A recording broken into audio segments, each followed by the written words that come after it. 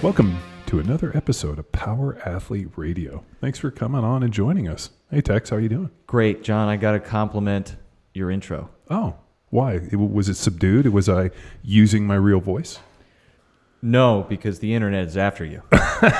And I need to support you, big guy. I appreciate that. Well, what I'm excited for, and what we said on a previous podcast, if you go and you leave us a review anywhere that you follow and listen to podcasts, and you smash a 5-star review, we will read the best one on the podcast. And I think we got a doozy. Yes. Well, we'll start with one negative, and then I got to give you a bounce back. But the first 5-star review that we're reading on the show here, John's intro sucks. 5 stars. Stop letting John do the intros. No.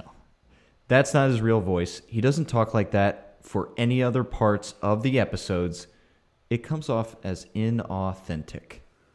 Huh, that's so weird. And it's a Canadian. So that's the nicest burn. Yeah. Well, I mean, the Canadians are interesting people. Very apologetic unless they're hiding behind the thin veil of the internet, and then they want to attack me. I don't know. I mean, I think the intros are actually getting better. Reps, opportunity. Yeah, It's like sprinting. Yeah, well, I mean, after 400 and some episodes, we got to have a better intro. And you know what? I think just making it simple. Hey. Yeah. And we explain the topics we get into. We put a little panache in there. Maybe get movies out of the way. It doesn't feel overly complicated. I can't imagine listening to Power Athlete Radio and the one thing that you glean out of it is the intro when there's so much more. I mean, that's like showing up to a restaurant and being like, I just didn't like the napkins. Well, you got to find something you don't like. Yeah. That's what people do. I'm an optimist. I find things that I enjoy and pay them compliments. Yeah, well, that's a good one. But no, we do appreciate you leaving us a 5-star review, even though it did kind of shit on my intros, which I'll tell you, at this point, I'm just going to go more Radio Chicago talk intros. Go for it. Bring back the old sports radio in Philly. Hey, Power Athlete Nation. Welcome to another episode of the premier podcast in strength and conditioning, Power Athlete Radio. I'm sitting here with Mr. Tex McQuilkin. I'm John Wellborn, and we're your hosts on Power Athlete Radio. Welcome to Brew with the Crew. Is that what we're doing today? No, we're answering questions. We are. The hotline. It's always hot. Yeah, it's hot. It's hot on the hotline. You know what we need is like a sound effects board. So like bullets firing, targets getting hit, all this. You mean like stuff. those awful like radio DJs that they hit like a button and it's like, oh yeah, yeah, like a turkey. Yeah, can we get that? Sure, anytime. All right. Well, I got to end on a positive note. We also have a 5-star review that simply says, "Really great. Been following Power Athlete the past couple of years. Great info and super entertaining. My favorite." They misspelled that. I think they're not from here. Was Nick Hardwick. Please don't stop making these. Man, I did love our Nick Hardwick podcast, and I'll tell you why. His story is unbelievable, and especially as another NFL player to hear his story. Oh, yeah. And like how he got through it and like his whole kind of Forrest Gump-ish rise to success within the NFL was just unbelievable. So much so I'm sad that we weren't better friends or connected while we were playing. If I had known he was that eclectic, interesting, and individual with just such a cool story, I would have said, just went and found him and been like, "What's up, man? We're friends now. Come on, get in the car." Yeah, you don't have to eat that way. Yeah, you don't have to be a disgusting fat body. But dude, he has. Let me get the episode number. He for has us. got in phenomenal shape. I Oh, mean, yeah. dude, he did his 1-3-2-4 diet, which he puts out. It's like eat like an offensive lineman or lose weight like an offensive lineman. It's really funny, but it's like each meal 600 calories. So you get like a 600, you get a 1200, you get an 1800, and then you get a 2400. So he's basically doing some of the Zigzag Diet, which Dr. Fred Hatfield, who we were discussing this morning, was a big proponent of, which is the idea of like, varying calories over different days and kind of tying those calorie demands. Like on your off day, you eat 600. On the day you go out and squat till you puke, you eat 2400. Which for a dude who's 300 pounds, I mean, he trimmed almost 100 pounds off of his body weight in 4 months. Showed up at like 203 pounds for his retirement ceremony. Yeah, he was joking. People didn't even recognize him. Yeah, he said he walked in and he's in this like super tailored, skin tight suit. And he he's just kind of standing there and nobody says anything. All of a sudden they invite him up to the podium and like the whole place, like you just heard like a pin drop, which I think is an awesome, awesome entrance. Way to show. That was episode 355. Yeah, it was a solid one. We should get him back on. I've been on his podcast, and I'll tell you, I love him. I think not only is he an interesting individual, but he's got a lot to say and has an interesting point of view. Very. And he rocks Power Athlete training gear a lot. I do like that. Well, if you want some Power Athlete training gear, John, where do they go? They got to go to shop.powerathletehq.com. And don't we have some new shit dropping? Dude, we got some new merch dropping. We have our Move the Dirt shirts, which are coming out. And we got a whole bunch of new flags that we've been sitting on. So we got all these dope flags. We got obviously Eat the Week and our whole barrage. So check out those flags in the next couple weeks. And we got some new merch dropping. And then there'll be some new stuff in Q2, Q3. And then we got some cool stuff coming up in Q4 for Black Friday. Sweet. Until then, let's get our fix for Power Athlete Radio. We got a fun question. I personally love these battles in which our caller is asking us for some guidance. And it's going after the old ball coach. You ready, John? Let's do it. I'm calling in regards to weight room culture and tips at the high school level. I currently am an athletic director at a school in the Midwest in the great state of Michigan. And the one thing that seems to be a disconnect is the old ball coach and the implementation of a solid weightlifting program. I'd love to hear your guys' thoughts on that, and if there's any previous episodes that this has been hit on. Second topic, I'd love to hear your thoughts on where does Edge of Tomorrow rate in regards to Tom Cruise's greatest films. Have a good one. Bye. Bye. It's a solid one. I wish we got a little more information about what the friction was with the old ball coach and him being the AD.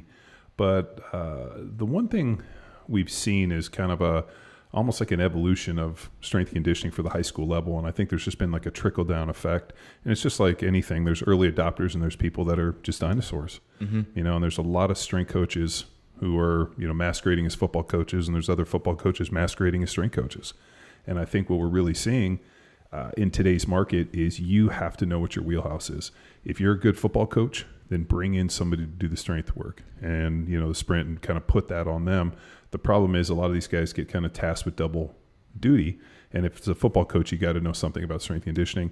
And a lot of times it's just easier to do what you've always done. And if you're comfortable in doing it, it's not like, hey, if you're, if you're a read option offense, you know, and that's what you guys have run for 30 years, and that's what's successful, and you get to state championships, and everybody's pretty good, then, you know, you tend to stick with your read option. But as we know, that went out, 50 years ago.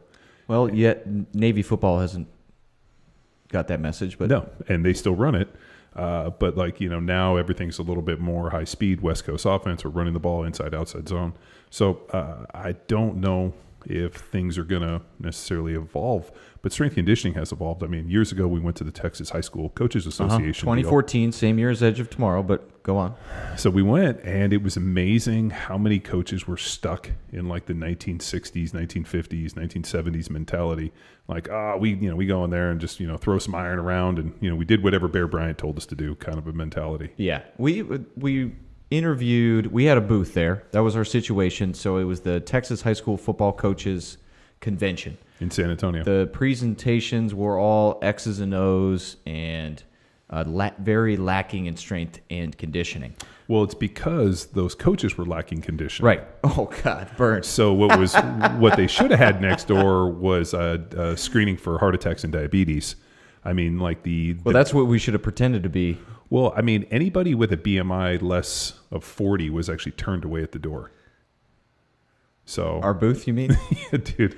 It was interesting to go to, especially from coming from California. Texas football is such an institution. Friday Night Lights, the whole deal, and actually talking to these coaches, like, hey, what are you guys doing for your performance training? And we've had some really good inroads with some of the Texas high school football programs over the years that have actually used Bedrock and even some of the early CrossFit football amateur progressions with great success. So I thought we were going to get more adopters, and we were met with a lot of resistance. We're a variety of coaches. The people that knew us made a point to stop and say, I can't believe you're here. Sure. Thank you for applying this or providing this, that they were able to apply and have great success. Those coaches, however, were afraid to then share what was working within their weight room with their community. I mean, if we look at the school districts in Texas, anywhere from 4 up to 10 teams in there, and if you start winning, hell, man, you find a different success within that town and that community. So you don't want to tell anybody what you're doing. And that's unfortunate for us as a strength and conditioning in education organization, because it stunts the growth of providing great training to kids, and then they fall victim to poor coaching. Well, there's our AD friend from Michigan brings up a good thing. He talks about culture, and I think when I think of the word culture, I think of like how you do things. The blueprint, like what is the ethos of the team, like what's expected. When kids walk in as, freshmen the first day, they look to the older guys, they look to the people that have been there to kind of set the tone and create the culture. And I think where we've been different, opposed from a lot of high schools, is not overly focused on the numbers. Oh, no. So this is something that blew me away. And I will definitely say when I started lifting weights at Palos Verdes High School, we were the Sea Kings in 1990, there were a lot of strong dudes on that team. So to be in whatever we had, I think it was like the Sea King Club, you had to have a 300-pound bench, 400-pound squat, 500-pound deadlift, and a 250 power clean. And there were dudes, and like all the seniors, most of the juniors had it.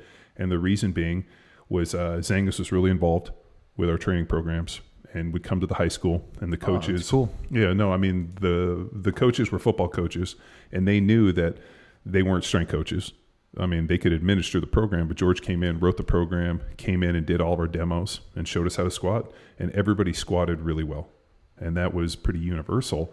And then all of a sudden, when I went up to Peninsula High School and they closed our high school, I think that culture still kind of carried over. But it was cool because we would go to like 7-on-7 events or lineman competitions, and there were like always weightlifting things at it. And to see how other people were lifting weights was very different than how we were lifting weights.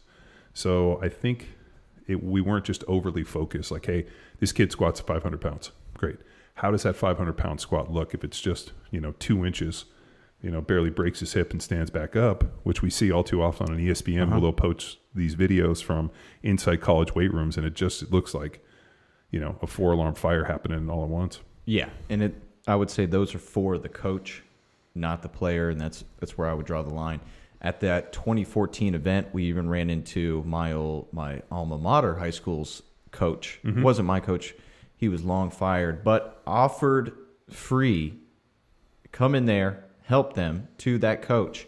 And he had been there for 1 year, and he turned down going in there because we would potentially speak different than he had applied one previous year. And he was afraid of the coaches then, because then I talked to the assistant to find this out. He was afraid that then the coach's word, because it was somebody else coming in, different than the word he provided for only 1 year, come in and talk differently about the weight room. Well, but I wanted to just give and turn the program around. Yeah, I mean, losing sucks. But isn't that part of like ego? Like he's been since fired. So, well, but I mean, we've talked extensively on this. Like, if your ego becomes the crux for your failure, and it's like, hey, like, and you know what? I don't fault any high school strength or football coach for not being a well-traveled, educated strength coach. Are there some football coaches that are excellent weightlifters and know how to do it? 100%. But for the most part, most football coaches pretty decent at the X and O's, at least know football. It would not be a strike against them to say, hey, you know what? I might not know as much as somebody who does this full time, and you bring in an expert. It's kind of like the head coach who wants to be the offensive coordinator and the defensive coordinator. Oh, Bill O'Brien. We know how that works out. Texans not burn. Why I bring up that ego is because I need to know more about this athletic director and football coach relationship. Are you new hire and he was there and established as the head coach, or did you bring him in? Like, there's lots of different things that I would like to find out. Well, when he references the old ball coach, he's probably a new AD that's coming in, and there's been this coach who's probably been there for eons, and he has a set program, and this guy probably came over and said, hey, have you thought about this? No, it's not how we did it, or that's not how we do it. This is what we've always done. And I think, at least I feel like this, the minute that we start having success, and this is just in everything, when everything's going right, I start looking for, well, how do we continue to get this to go? If you continue to do what you've always done, a lot of times you start seeing diminishing returns. So everything has to be progressing. You have to be learning. You always have to be pushing new things. And if you just go and do what you did yesterday, I mean, that's a recipe for getting your butt out of the NFL. Well, yeah, live, die, repeat doesn't always work. No. Edge of tomorrow. But I think with a lot of this stuff, I mean, and I saw it too within my own high school football coaches. We actually had a dedicated strength coach, a guy named Jim Rundell, who was a pretty knowledgeable dude, owned a local gym, had retired and volunteered and came up, and he was our strength coach.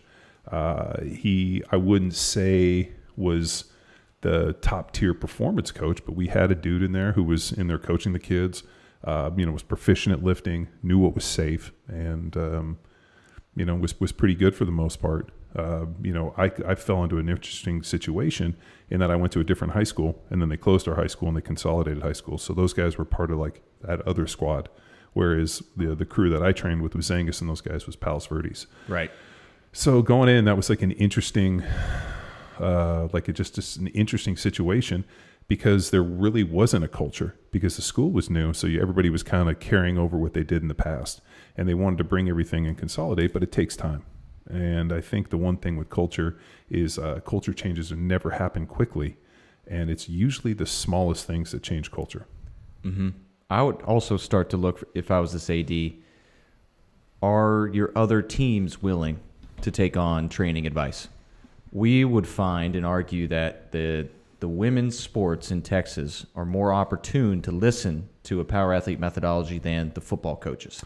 And it's a great opportunity if the weight room now opens up for the women's basketball and volleyball team and they start to see results because you're monitoring that weight room, you're in there making an impact as a leader, not an athletic director, a leader.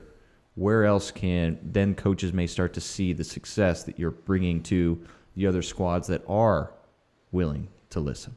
Well, there's also this misconception within high school, I mean college and the NFL, that there's some one-to-one equivalent for every individual. Whatever you do in the weight room, it translates on the field, and that's just not the case. And really, that's the start of the splinter in the mind for me with CrossFit football and also with Power Athlete, is why were some athletes able to make great strides in the weight room and then translate it, and other guys just got worse. And I realized that if your only marker for success is what I do in the weight room in the off season, I'm not going to have great success during the season. So how are you using it? What are you doing? And what I came to the realization is, why do we lift weights? And that goes back to that old question we've discussed over and over again. Why do we lift weights? The ability to challenge posture and position through full range of motion movements and to be dynamic doing it, compensatory acceleration, all the other principles that we've found for the methodology allow an individual to take what they do in the weight room and translate it well onto the field. The problem is when you get so romanced with numbers and you don't care on how the movement is done, you're not trying to challenge posture and position under full range of motion movements, then all of a sudden we see some really inflated numbers that don't translate. And the major issues with chasing numbers, then you start to shorten your range of motion and go after that big board, and it's just a name and a number on a board on the wall. But where we start to see that it takes away from your success on the field. Yeah. And not the way to play. I mean, wins and losses, we can discuss chasing those numbers, or victory as a focal point for teams versus just the wins, versus just the numbers on that weight room. It's going to be a fight. I would start with other teams that are willing to listen and prevent injuries. So I got one more point to make on this. But the other one too is success breeds complacency. So if a team has been successful in the past, then why do they need to change? This is what we've always done. This has worked for us. We're winning games. Therefore, because we're winning games, what we're doing is working. Sure, it's working, but could it be done more optimal? I go back to that old Louis Simmons saying, which is just because something works doesn't mean that it's the best thing to do. Or, like if a guy, and I've seen this years, people are like, oh, this program worked great. I put 5 pounds on my bench in a year. And I'm like, well, what happens? I mean, yeah, you did get better, but what if you put 50 pounds on the bench? Would you have been happier? So just because something works doesn't mean that it's optimal.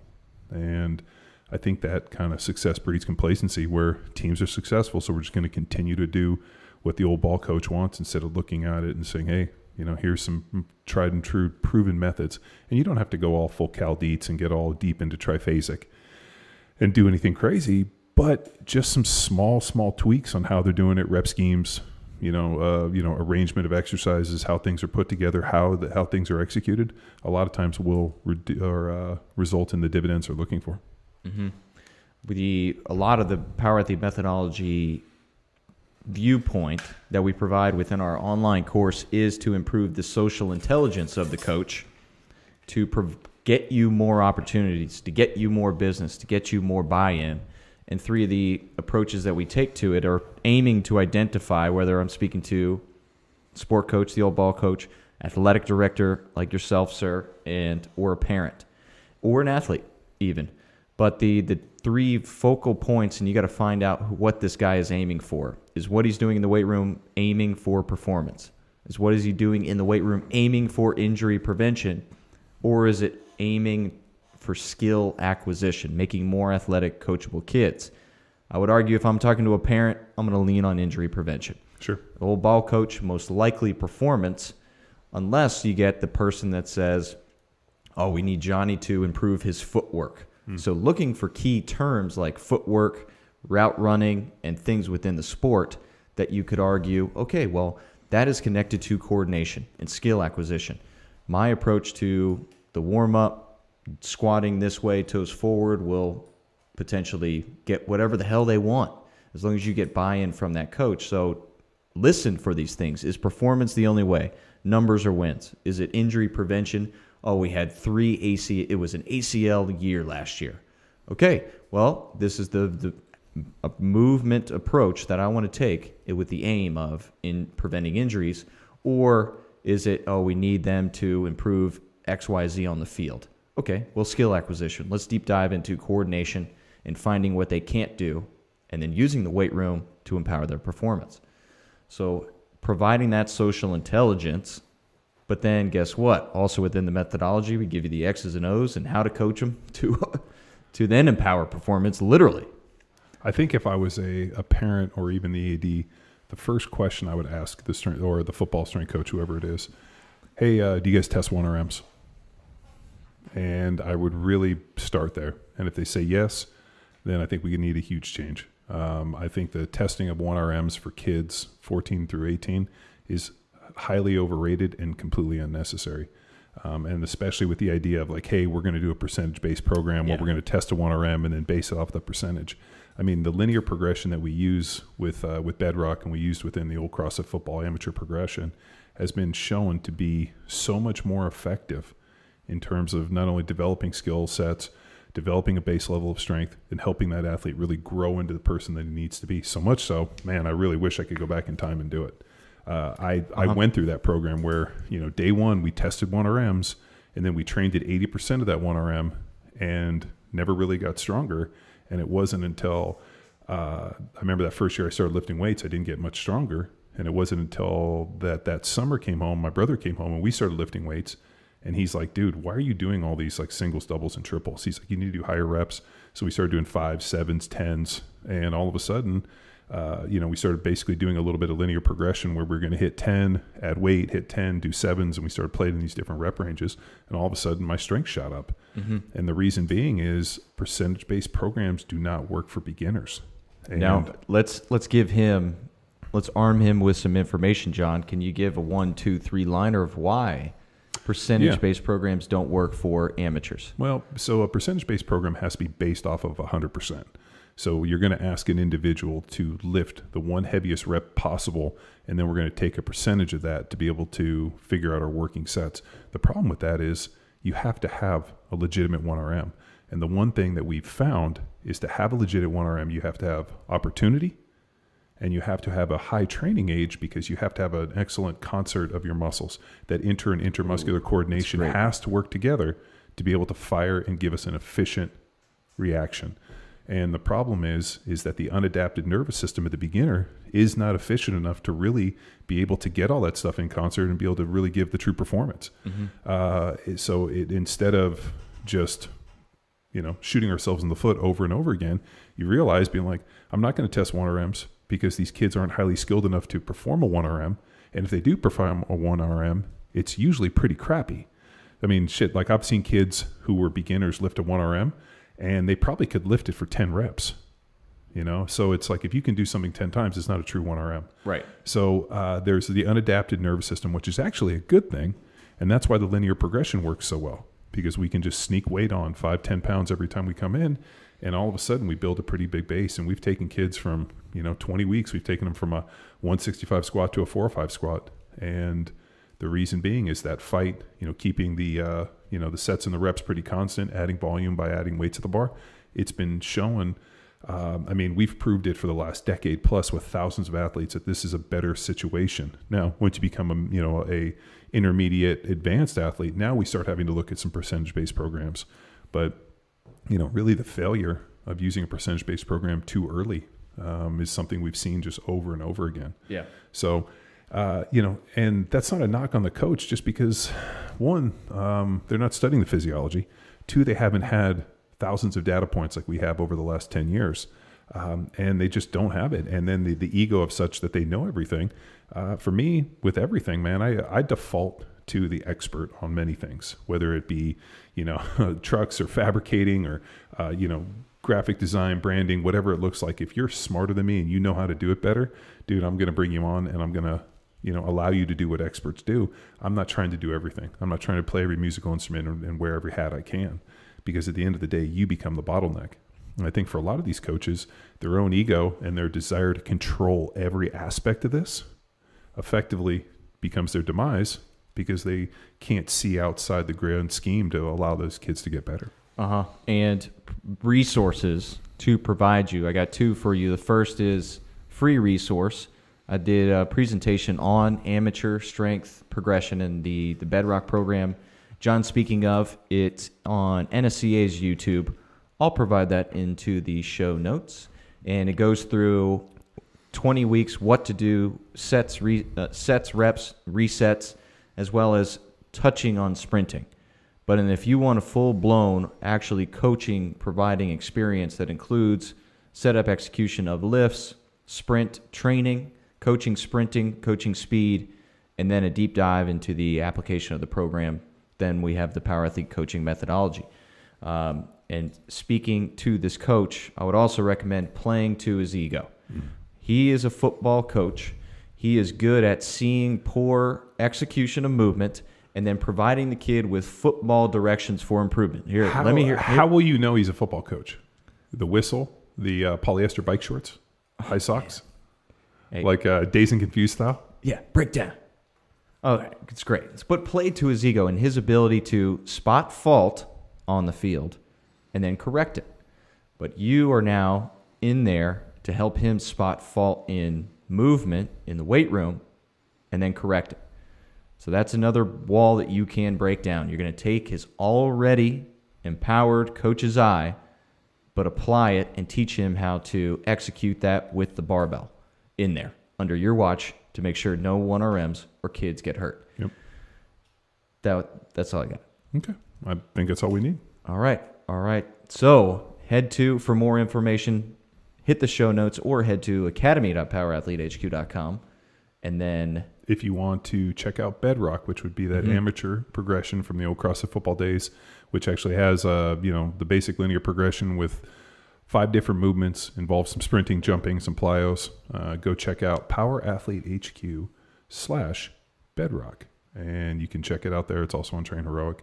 So, that's really the way station. That's the first stop on the bus whenever somebody comes in. Hey, where should I start? Start with Bedrock. How can I run it? You'll figure out pretty quick, and then from there we can progress on. We also do team licenses. So if a team wants to jump on, we can do that. Yes. And I'm sorry, Edge of Tomorrow. Oh, I almost forgot too. Where does Edge of Tomorrow fit into the Tom Cruise? Well, I just got to say, I love this movie. I do Bill too. Paxton. This is Bill Paxton. I'll tell you where this ranks on Bill Paxton's list, number 2 behind Twister. Fight me on that, John. But then this one, He was in Twister? Stop. He was Billy the Extreme. I do like Edge of Tomorrow. I think it's an interesting concept, and I think it's a great movie. I mean, there's really no other movie that really hits that plot line. So you think about Groundhog Day. It's true. But their twist on Groundhog Day. Is that a bridge too far? You know, Bill Murray, Groundhog Day. And now, that was original.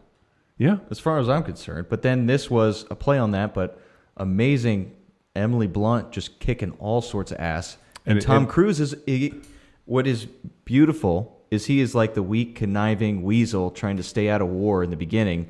And then by the end of it, we see this hero's journey emerge to where he's doing all he can to empower and save the world. Well, he's become, he's had so many opportunities. So we talk about development, geography, genetics, and opportunity. Uh-huh. He's in the right place, and he's had endless opportunities to be able to go. And I remember when he's sitting with Emily Blunt in that scene, and he's like, she has her coffee, and he's like, 2 sugars, and he's learning, and she's like, how many times have we done this? And he's like, hundreds. And like, I think that's pretty cool. Where like all of a sudden, and that we as the audience don't know. Yeah, and then he gets in there, and she's like, what do we do now? He's like, I don't know, I've never gotten this far. So it's kind of like a video game in a lot of ways. Oh yeah, dude, where like awesome. You keep dying in video games, you keep shoveling in quarters to try to get it as far as you can. Yeah, man, it was great. I'm just pulling up his IMDb, dude. The last 3 Mission Impossibles were awesome. Has Tom Cruise ever done anything bad? He's not allowed to. His followers won't let him. We won't let him.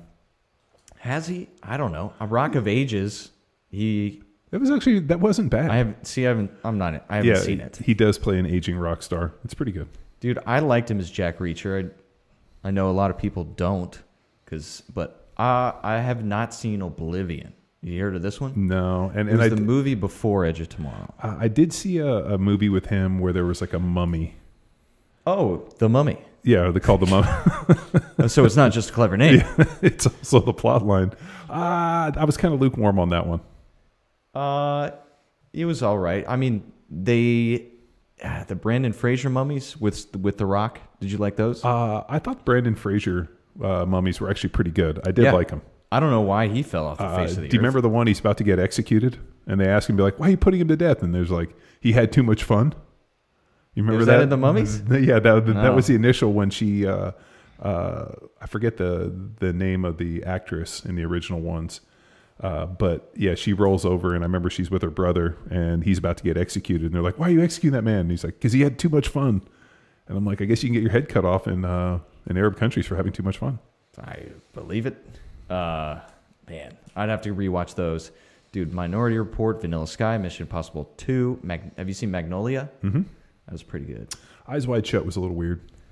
That was the Stanley Kubrick? Yep, with Nicole Kidman. Yeah, it was weird. Is that his fault, though? It could be just Stanley Kubrick. Yeah, he's a weird cat. We had Matthew Modine explain on Power Athlete Radio. If you haven't heard that one, guys, that's pretty awesome. Modine is coming back. He is. I'll tell you what I do want to watch that I haven't seen is you remember the whole college scandal where celebrities were paying coaches to get their kids in? Mm-hmm. Well, Netflix came out with a documentary with reenactments, and Matthew Modine is in it. Oh, really? I don't know who he plays, to what extent, but that is on my watch list. Who's the chick from Full House? Felicity Huffman? Aunt Becky. I don't know. Yeah, and she's married to like that Massimo dude, and dude, Massimo, like the fashion. I think so. And like the payout was like 500 G's. Oh yeah. But the crazy part is her daughter gets into USC, and I think she has like a huge YouTube channel, and she's actually become pretty entrepreneurial. So is it the fact that she like obviously is doing all right and is really growing into do something? Maybe she just fucked around in high school. Or maybe she just couldn't get into USC. Yeah, I don't know. But they were, crazy. I'm very interested to learn more about it. Isn't that rich people's affirmative action? Like I was kind of thinking that, like affirmative action, where they have to fill certain spots for different, when we were in college, obviously we had, like a certain amount of female sports had to have scholarships, and there was, things for minorities. There was like affirmative action. That was a big issue at Berkeley. I just kind of think it's like rich people affirmative action. Pay to play? Well, they got slots.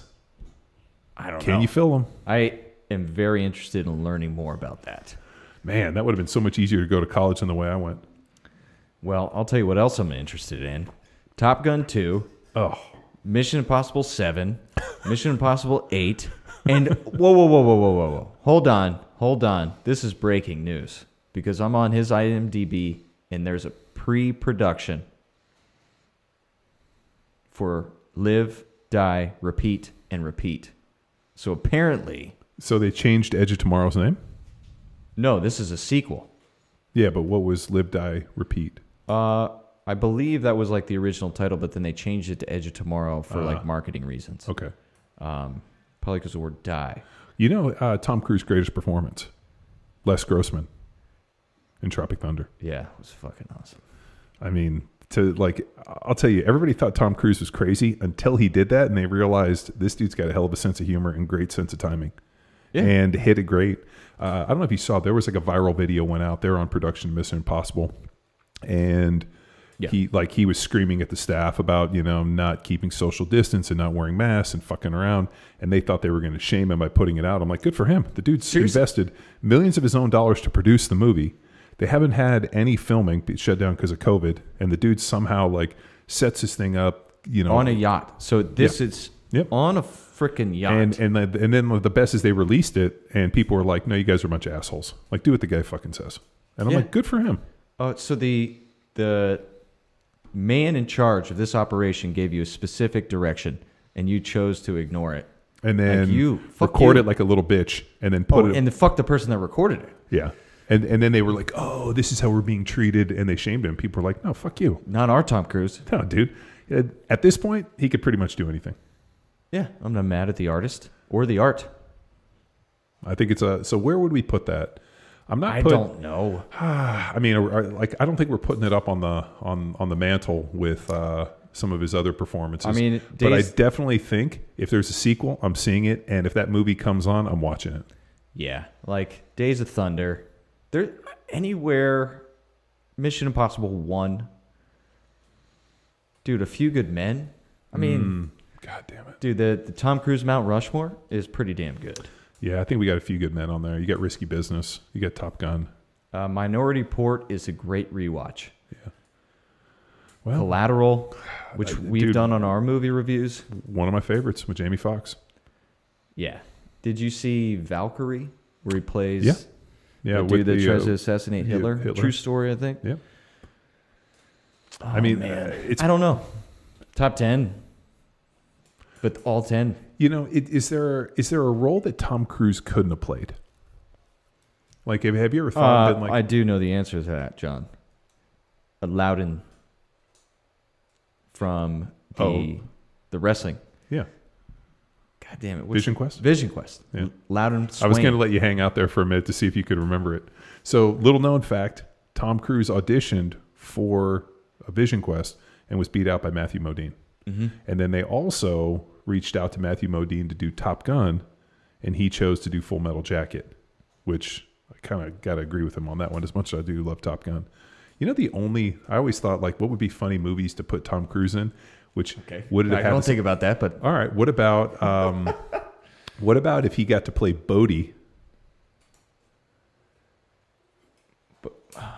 No, because Patrick Swayze is the man. Yeah, but I mean, think about like if you put him in that role at that moment in time alongside Keanu. I think he would play a better Johnny Utah than Keanu. Well, Keanu. For Johnny Utah, yeah, that's more of a Tom Cruise, like, I'm fucking straight-laced, starting quarterback, Division I athlete, rose through the ranks to be this dude, and I'm going to try to go undercover. But like Bodhi, Patrick Swayze, he lived that fucking surfing life. You could see Tom Cruise in Point Break, huh? As a straight-laced versus the visionary criminal. What if he got to play the visionary criminal? You think? I mean, I don't think anything's outside of his scope, but I think that there's people that have had better roles than him. Oh, well, hold on. Could he have played Dalton in Roadhouse? Yes, but he is that straight laced, and that's why Live, Die, Repeat or Edge of Tomorrow is so good, because he's this worm that then turns into the Tom Cruise good guy. I think Tom Cruise is great at playing Tom Cruise, and I love Tom Cruise. Okay. All right. Acting, the Les Grossman, that's the first time I see Tom Cruise act, and it was pretty good. Yeah, no, he's great. Okay. I mean, I think it's probably not up on the mantle, but it's probably pretty damn close. So we'll go with Edge of Tomorrow as a winner for Tom Cruise movies. Mm-hmm. And Last Samurai also. It's one of my favorites. I balked at that for a long time until I told you how much I liked it. Uh-huh. I think it's excellent. I mean, I've always been a huge fan of that part of that movie, just for the fact that he just plays this,